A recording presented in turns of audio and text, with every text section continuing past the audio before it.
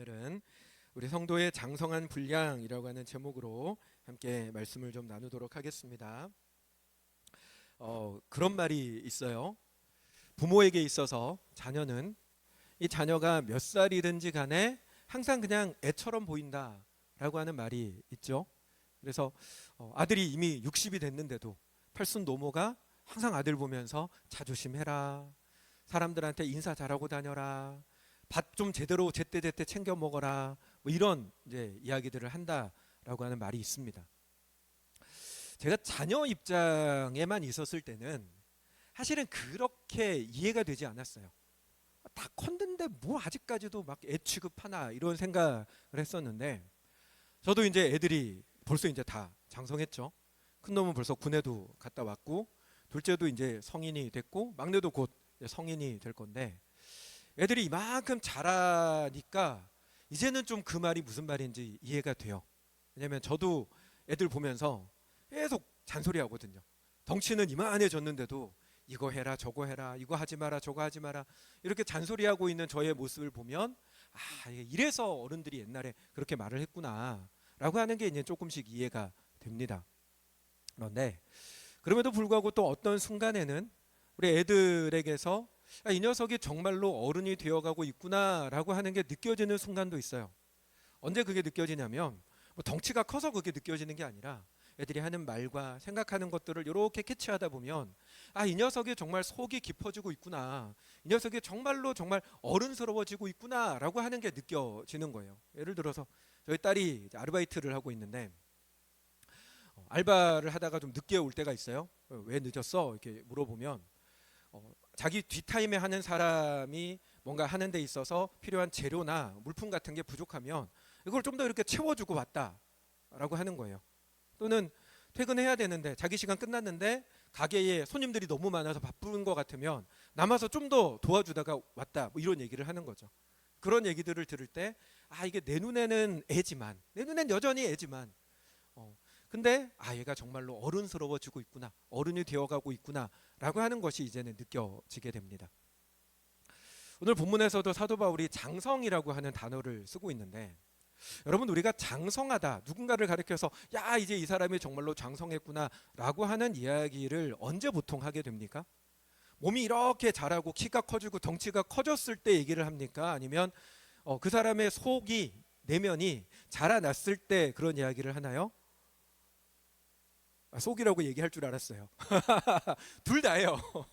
무슨 말이냐면, 덩치가 커진 만큼 내면도 함께 자라날 때에 비로소 이 사람이 장성했다라고 얘기를 하는 거지, 덩치는 이만한데 속이 아직도 애기면 그걸 가지고 사실은 장성했다라고 하는 표현은 쓰지 않습니다. 그렇다면 여러분, 장성했다, 그러니까 내면이 자랐다 라고 하는 거는 뭘 가지고 우리가 내면이 자랐다라고 얘기를 할까요? 여러 가지를 얘기할 수 있지만 저는 적어도 한 3가지 정도가 되어지면, 이게 되어져야 내면이 자랐다라고 생각하는 게 있는데, 그중에 첫 번째가 뭐냐면 지식이 자라는 거예요. 여기서 지식은 공부 많이 해가지고 똑똑한 것, 그 지식만 얘기하는 게 아니라 많은 경험을 통해서 얻게 되는 지식을 포함하는 겁니다. 왜? 아는 만큼 보인다라고 하는 말이 있잖아요. 지식이 부족할 때는 어떤 일을 당했을 때 이 일이 어떤 일인지에 대한 파악이 되지 않아요.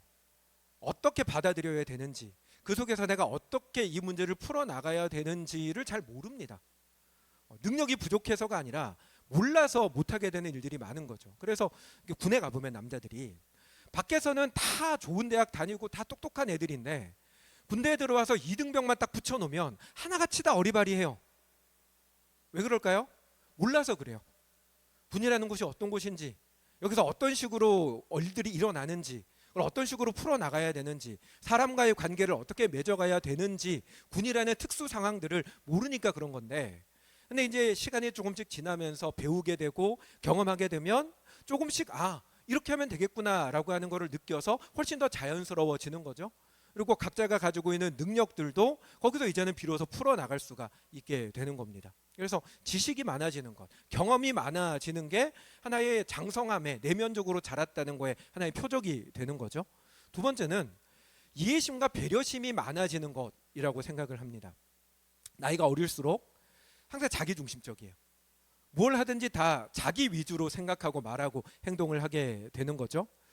근데 사람이 어른이 되어져 간다, 자란다라고 하는 건 자기 중심적이었던 것에서, 자기 위주였던 거에서 조금씩 조금씩 시야가 주변을 바라보게 되고 다른 사람들을 바라보게 되면서 이해하게 되는 거예요. 아, 저 사람이 이렇게 말하고 행동한 거는 이래서 이렇구나라고 이해하게 되는 거고, 또 저 사람의 상황이 이만큼 어려우니까 내가 조금만 손해를 보고 양보해 주자, 이런 모습으로 되어져 가는 거죠. 그게 어른이 되어져 가는 거잖아요. 우리가 가끔씩 보면 나이는 지긋한데 도무지 남 생각할 줄 모르고 늘 자기 위주로만 하려고 하고 조금도 누구도 배려하지 않는 사람들을 보면 대놓고 말은 못하지만 속으로 뭐라고 생각합니까? 아유, 저 나이 헛먹었네. 조금 심하게 하면 거꾸로 먹었네, 뭐 이런 얘기 하잖아요. 이런 이유 때문에 그런 겁니다. 그리고 세 번째로 얘기할 수 있는 건 참을성에 대한 부분이에요. 아이들에게 참을성을 기대할 수는 없습니다. 애들은 울고 싶으면 울고, 먹고 싶으면 먹고, 자고 싶으면 자고, 말하고 노래하고 싶으면 하는 거예요. 이번에도 이제 여름 저희 수련회 경주에 갔을 때 둘째 날에 그 설교하시는 김관성 목사님이 찬양할 때는 엄청 사실은 시끄러웠거든요. 막 소리가 막 어마어마하게 시끄러웠는데 그때는 이 아기가 잘 자고 있었어요. 제가 봤거든요. 야, 이 시끄러운데도 자네, 이러고 있었는데 오히려 시끄러운 소리가 싹 끝나고 설교를 시작하니까 갑자기 깬 거예요, 얘가. 깨가지고는 막 이제 설교를 하는데 막 우는데 옆에서 아빠가 안아주고 달래도 막 안 돼요. 막 악을 쓰고 우는데 막 아빠를 막 때리면서 울더라고요. 그러니까 안 되니까 아빠가 이제 얘를 안고 밖으로 나갔는데 복도에서도 막 한참 우는 소리가 들렸습니다. 근데 여러분, 애가 한 3, 4살 정도 돼 보였는데 애가 그렇게 운다고 해서 그거를 보고 주변에 있는 어른들이 너는 예배 시간인데 저렇게 울고 싶다고 그렇게 막 울어? 참아야지. 옆에서 적당히 달래주면 눈치껏 좀 울고 싶은 것도 참고 짜증나는 것도 참아야지 라고 말하는 어른은 없잖아요. 그렇게 말하는 어른이 잘못된 거예요. 근데 반대로 어른이 설교 시간에 꾸벅꾸벅 졸다가 목사님이 믿습니까 했는데 깜짝 놀라서 깼어요. 깼는데 막 어른이 막 울어. 내지는 목사님 내가 자는데 시끄럽게 했다고 화를 내. 그런 경우는 없잖아요. 그런 분이 있으면 많이 걱정해 드려야 돼요. 그런 분들은. 그러니까 이런 3가지 정도, 지식이나 경험이 늘어나고 이해심과 배려심이 깊어지고 참을성이 많아지는 것, 이런 것들을 볼 때 우리는 그 사람이 내면적으로 성장했다, 자라났다라고 얘기를 할 수 있게 되는 거죠. 그러니까 다시 정리를 하면 사람이 장성했다라고 하는 건 겉모습만이 아니라 그 겉모습에 걸맞는 내면적인 성장이 있어야 된다라고 하는 거예요. 근데 이거는 신앙에 있어서도 동일합니다.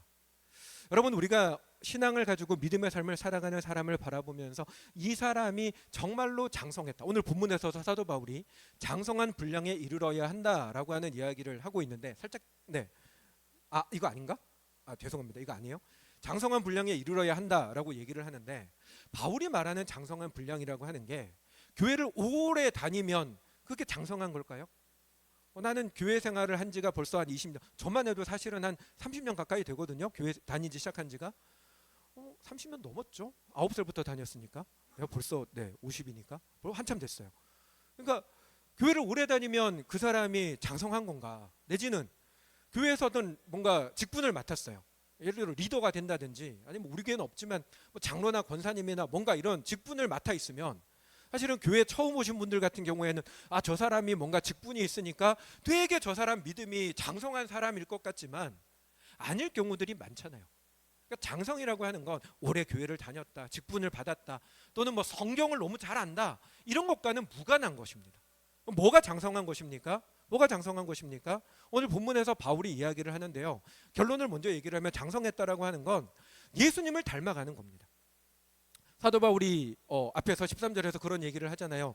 그리스도의 우리가 하나님의 아들을 믿는 것과 아는 일에 하나가 되어 그리스도의 장성한 분량을 이루어라고 얘기를 해요. 그리스도의 장성한 분량, 그리스도에게까지 자라가는 것.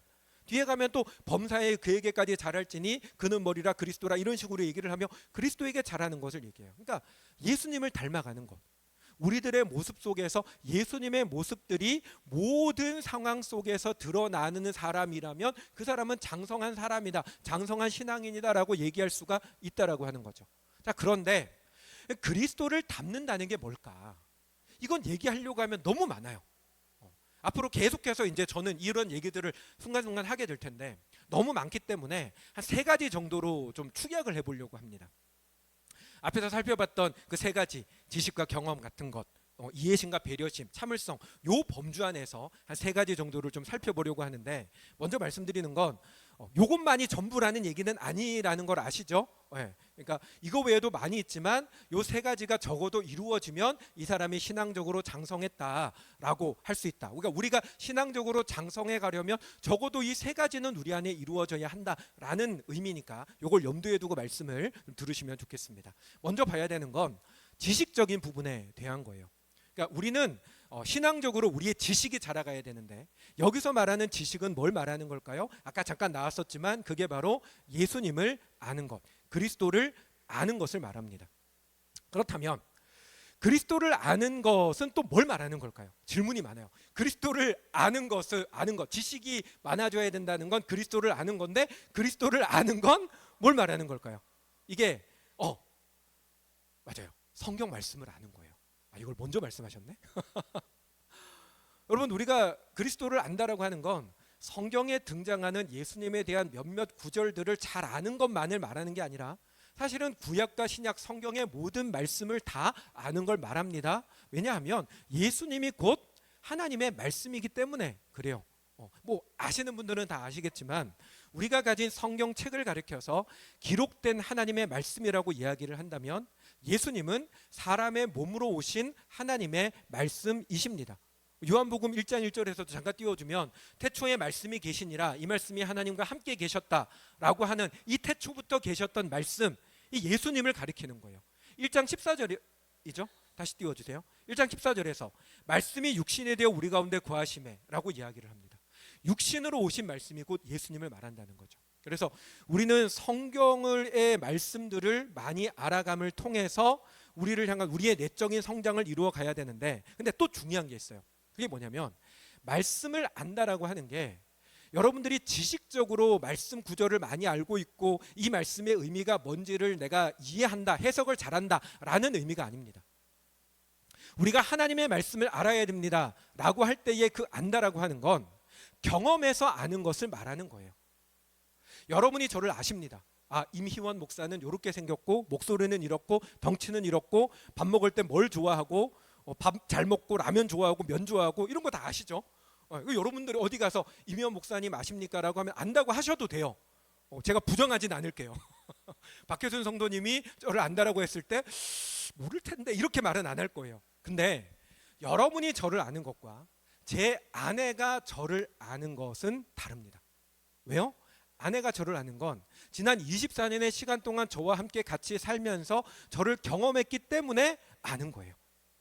그게 여러분 하나님께서 말씀하시는 하나님을 알아야 된다, 주님을 알아야 된다라고 하는 말의 의미라는 것입니다. 성경에는 호세아 6장 4절 같은 경우에 우리가 여호와를 알자, 힘써 여호와를 알자라고 하면 하나님을 알아야 된다라고 얘기를 해요. 아까 우리가 잠깐 언급되었던 하나님을 아는, 하나님의 아들을 아는 것이 필요하다라고 할 때 그 아는 것도 다 동일한데, 경험해서 알아야 된다는 겁니다. 우리 가운데 하나님의 말씀이 아무리 많아도 그 알고 있는 말씀이 우리의 신앙을 성장시키는 게 아니에요. 나 같은 죄인 살리신이라는 찬송가를 아시죠? 어메이징 그레이스. 이 나 같은 죄인 살리신의 이 찬송가를 만들었던 사람이 존 뉴턴 목사님인데, 이 존 뉴턴이라고 하는 목사가 되기 전에는 노예선의 선장이었습니다. 아프리카에 가서 수많은 흑인들을 잡아다가 그 사람들을 노예로 팔아먹는, 사실은 말도 안 되는 죄를 짓고 살았던 사람이었어요. 근데 존 뉴턴 목사는 믿음의 가정에서 태어난 사람입니다. 엄마가 7살에 일찍 돌아가셔서 안타깝기는 하지만 7살 될 때까지 엄마의 수많은 기도와 수많은 성경적인 가르침을 받으며 자랐던 사람이 존 뉴턴이었어요. 뿐만 아니라 엄마가 돌아가시고 나서 새엄마가 왔는데, 새엄마가 뉴턴을 싫어해서 기숙학교로 보내버립니다. 영국에서. 영국의 기숙학교는 기독교 학교예요. 그러니까 자라는 과정 속에서 성경을 배웠습니다. 하지만 그가 배우고 들었던 하나님의 말씀이 그의 신앙에 아무런 영향을 미치지 못했습니다. 그는 자라나서 노예선 선장이 되어 수많은 사람들을 지옥과도 같은 삶 속으로 끌어들이던 사람이었어요. 그랬던 그가 어느 날 노예선을 끌고 바다를 항해하다가 폭풍우를 만납니다. 당장이라도 배가 침몰할 것 같은 그 절박한 순간에 뉴턴이 비로소 생애 처음으로 하나님을 찾고 기도해요. 하나님 제발 좀 살려달라고, 내가 잘못했다고. 근데 하나님께서 그의 기도를 들으시고 그 풍랑이 잠잠해지고 살아나게 됩니다. 그때 비로소 뉴턴이 깨닫게 되는 거예요. 하나님이 나 같은 사람의 기도도 들으시는구나.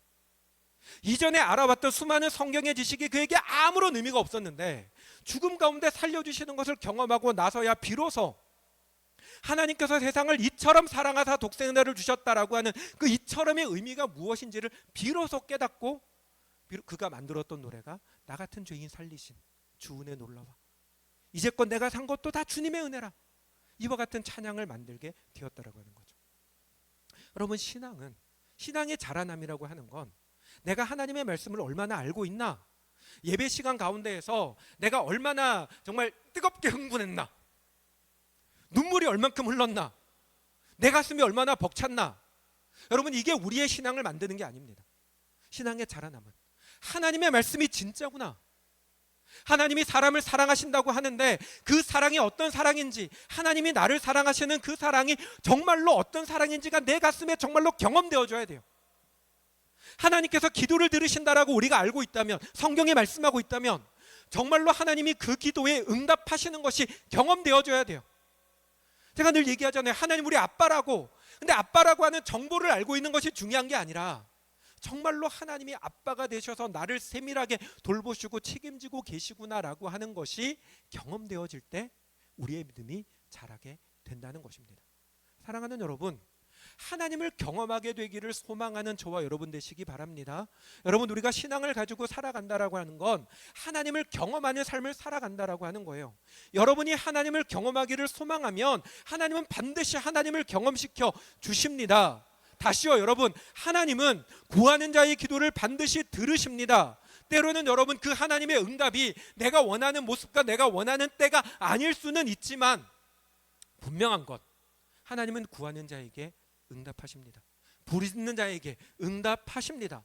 그리고 하나님이 우리에게 기대하시는 것, 하나님을 찾는 거예요. 만나기를 소망하는 거예요. 여러분이 만나고 있는 인생의 어려운 순간 속에 하나님, 내가 지금 이렇게 어려운데 이렇게 약속하셨잖아요. 여호와를 바라는 자들을 구원하신다고 약속하셨잖아요. 사랑하신다고 약속하셨잖아요. 약속하셨으니 지켜주세요. 그렇게 우리가 하나님께 요구하기를 하나님이 원하신다는 겁니다. 그러므로 사랑하는 여러분, 하나님을 경험하기를 사모하며 경험하게 해달라고 간구하는 저와 여러분들이 되시기를 주님의 이름으로 축원합니다. 그래서 우리의 믿음이 장성해져가는 저와 여러분 되시기 바랍니다. 두 번째는 이해심과 배려심에 대한 부분인데요. 세상적으로도 장성한 사람은 이해심과 배려심이 많은 거지만 믿음 안에서도 우리는 이해심과 배려심이 많아져야 되는데 차이점이 있어요. 어떤 차이점이냐면, 세상에서 말하는 이해심과 배려심은 그 주체가 나예요. 무슨 말이냐면, 내가 저 사람이 이해가 되니까 이해해 주는 거예요. 내가 저 사람의 사정을 들어보고 긍휼히 여기는 마음이, 불쌍히 여기는 마음이 생겨나니까 이 사람에게 배려를 해주고 양보를 해주는 거예요. 무엇을 하든 그 주체가 나여서 내가 판단하고 내가 결정하고 내가 하고 싶어서 하는 것이 이해심과 배려심입니다. 그게 세상적인 의미예요. 그런데 여러분, 믿음 안에서의 누군가를 이해한다, 배려한다라고 하는 건 내가 중심이 아닙니다. 이건 전적으로 예수님이 중심입니다. 무슨 말이냐면, 나는 저 인간이 도저히 이해가 안 돼. 우리 아내 얘기한 거 아니에요. 손이 이렇게 하니까 뒤에 아내가 있어서. 이게 아니에요. 네. 나는 저 사람이 순간 너무 놀랐어요. 나는 저 사람이 절대 이해 안 되는 사람 있잖아요. 여러분, 저도 목사지만. 에? 아, 그래요? 대단해. 저도 목사지만 어떤 사람은 정말로 이해가 안 되는 사람이 있어요. 예를 들어서 지난번 설교하면서 얘기를 했었던 신임 권사로 직분을 받았는데 식당 봉사하라고 얘기하니까 나는 그런 거 하려고 권사 낸 게 아닙니다 라고 얘기하는 분이 있었잖아요. 솔직히 이해도 안 되지만 이해하고 싶지도 않아요. 그래서 성격상 그런 사람들이 있잖아요. 여러분, 다른 사람에 대한 배려 좋죠. 저 사실 되게 배려 많이 하는 사람이에요. 여러분 느끼실지 모르겠지만 제가 마이크를 쓰면서도 하다 보면 막 톤이 올라가잖아요. 다 배려하는 거예요. 혹시나 못 들으실까 봐. 배려심이 많아요. 근데 때로 어떤 경우에는 내가 저 사람을 배려해 주는 것 때문에 막대한 손해를 보는 경우도 생겨요. 목이 쉬잖아요. 배려하는 그런 경우도 생기고, 또 어떤 사람은 내가 자기를 배려하는 걸 알고 이용해 먹는 사람이 있어요. 소위 말해서 호구 만드는 사람이 있어요. 그러면 배려하고 싶지 않아요. 세상적으로 얘기를 한다면 이해 안 한다고 해서 그런 사람 이해 안 하고 그런 사람 배려 안 한다고 뭐라고 하는 사람 아무도 없을 겁니다. 그런데 예수 믿는 그리스도인은 그런 사람일지라도 이해해야 되고 배려해야 됩니다. 왜요? 배려하고 이해하는 주체가 내가 아니기 때문입니다. 그 주체는 내가 아니라 주님이시기 때문입니다. 내가 이해가 안 되지만, 내가 배려하고 싶지 않지만 주님이 이해하라 하시면 이해하려고 애써야 되고, 주님이 배려하라 하시면 배려하려고 애를 써야 한다는 것입니다. 왜요? 그게 신앙이기 때문이에요. 여러분, 예수를 믿는 신앙이라고 하는 건 늘 말씀드리지만 그냥 마음속에 예수님을 믿는 그런 게 아니에요. 신앙이라고 하는 건 내가 죽는 겁니다. 우리 늘 얘기하잖아요. 나는 죽고 예수로 사는 사람들이 그리스도인이라고.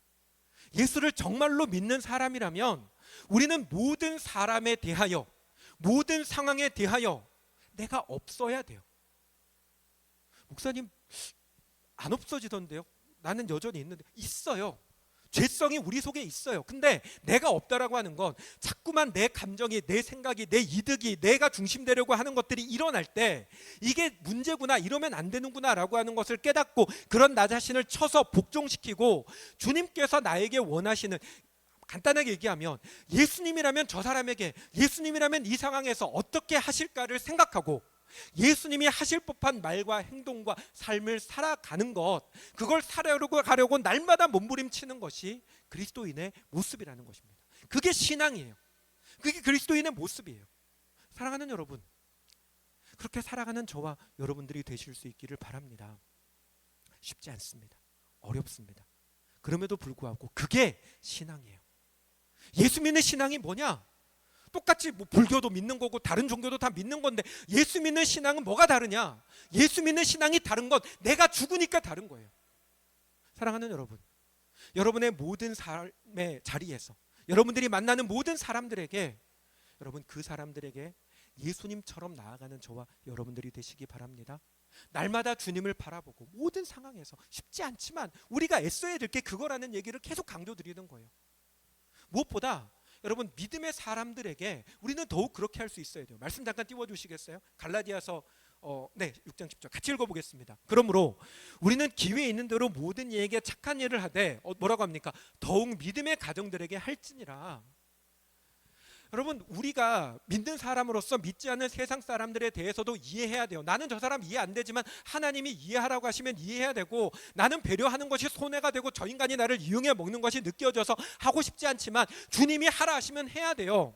그런데 안 믿는 사람들에게도 그렇게 해야 되지만 더욱더 우리가 해야 되는 대상이 뭐라고요? 믿음의 가정들에게, 믿는 성도들에게, 같은 믿음의 공동체인 성도들 안에 우리는 더욱 그렇게 살아가야 된다는 것입니다. 이걸 또 다르게 확장시키면 여러분에게 가장 가까운 가족들에게 그렇게 해야 된다는 거예요. 아내는 남편에게, 남편은 아내에게, 부모는 자녀에게, 자녀는 부모에게 그렇게 해야 된다는 것입니다. 쉽지 않습니다. 정말로 쉽지 않습니다. 하지만 쉽지 않기 때문에 우리에게 필요한 것이 은혜입니다. 사랑하는 여러분, 저도 잘 안 됩니다. 아까 손을 이렇게 했었는데 이번엔 이렇게 할게요. 때로는 이해가 안 되는 순간들도 솔직히 있어요. 뭐 저만 그렇겠습니까? 아내라고 제가 이해가 되겠습니까? 자녀들은요. 내 배에서 난 건 아니지. 아내 배에서 난 자녀들이지만 내가 저 아이들을 키웠지만 이해가 안 되는 순간들이 많아요. 애들도 마찬가지일 거예요. 여기 우리 이제 딸들도 있지만 엄마가 이해 안 되는 순간들이 있잖아.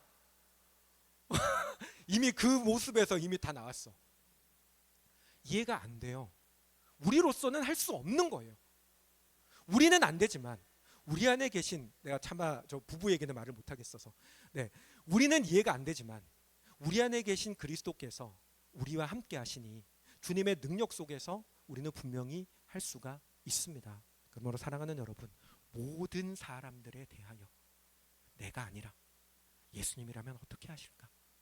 예수님이라면 정말로 저 사람에게 어떻게 말하실까? 내 속에 하고 싶은 말이 이만큼 있죠. 내 성질이, 나도 성질이 보통이 아닌데 이 성질을 드러내고 싶고, 내가 말하고 싶고, 내가 하고 싶은 것 내 속에 가득하죠. 그리고 그게 정당할 수도 있어요. 근데 우리는 정당함을 따라가는 사람들이 아니라 예수님께서 명하시는 것을 행하는 사람들이라는 사실을 기억하는 저와 여러분 되시기를 주님의 이름으로 축원합니다. 마지막으로 짧게 마지막 부분은 참을성에 대한 부분인데요. 신앙 안에서 여러분 우리는 참을성을 가진다라고 하는 말은 무슨 말이냐면 하나님께서 말씀하신 바를 반드시 이루실 것을 믿고 그 말씀이 이루어질 때까지 끝까지 참고 기다린다는 것입니다. 다시요. 신앙 안에서의 참을성이라고 하는 건 지금 내 눈앞에 일어나는 수많은 일들 때문에 요동치고 두렵고 불안하고 좌절하고 낙심되는 감정이 있지만 그 모든 감정을 기꺼이 감당하고 그 감정의 무거움과 두려움들을 여전히 짊어지고 주님이 약속하신 말씀을 이루실 때까지 주님을 향한 신뢰를 포기하지 않고 끝까지 기다리는 것, 그게 신앙 안에서의 장성함이고 그게 참을성이고 그게 우리가 갖추어야 할 장성함이라고 하는 것입니다. 사랑하는 여러분, 아픈 이야기고 사실은 두려운 이야기이지만 하나님께서 우리들에게 원하시는 건 오직 하나님을 향한 믿음이에요. 하나님께서 살아계시고 말씀하신 말을 이루시니 반드시 그대로 이루실 것이라는 것을 믿는 그 믿음이 하나님이 우리에게 요구하시는 믿음이라는 겁니다. 빠르게 얘기하면 눈에 보이는 증거들을 가지고 요렇게 해가고 계시니까 내가 요거를 따라서 가야지 라고 하는 것도 귀해요. 볼 수 있는 것도 귀합니다. 그런데 정말로 장성한 믿음은 보이는 게 아무것도 없어요. 하나님이 일하고 계시다라고 성경은 얘기하는데 내 눈에 보이는 게 없어요. 오히려 하나님이 나를 더 괴롭히시는 것 같아요. 약속하셨는데 하나님 다 잊으신 것 같아요. 요만큼이라도 보이는 게 있으면 그거라도 붙들고 나가겠는데 아무것도 없어요. 있는 거라곤 약속의 말씀, 수없이 읽고 붙들고 있지만 여전히 이루어지지 않아서 기도할 때마다 내 마음을 무겁게 만들고 하나님을 원망스럽게 만들 수밖에 없는 그 말씀 외에는 붙들 수 있는 게 아무것도 없어요. 그런데 그럼에도 불구하고 그 약속의 말씀이 반드시 이루어질 것을 끝까지 포기하지 않고 믿고 붙들고 주님이 이루실 때까지 기다리는 것, 그게 하나님이 우리에게 원하시는 우리의 참을성이라는 것입니다. 하나님 그것을 우리들에게 원하시고 그게 장성한 것이기에 이런 얘기 참 드리고 싶지 않지만 분명 하나님은 우리를 그런 상황으로 이끌어 가십니다. 어쩌면 현재 그런 상황 가운데 있는 분도 있으실 거고 지금은 아니지만 언젠가 하나님은 우리를 그런 상황으로 말씀 외에는 그 어떤 것도 기대고 의지하고 희망이 될 만한 게 아무것도 없는 너무나 캄캄한 자리 가운데로 하나님 우리를 이끌어 가실 때가 있을 겁니다. 그럴 때 여러분, 그럼에도 불구하고 약속의 말씀 그 하나를 붙들고 놓치지 않는 저와 여러분들이 되실 수 있기를 주님의 이름으로 축원합니다.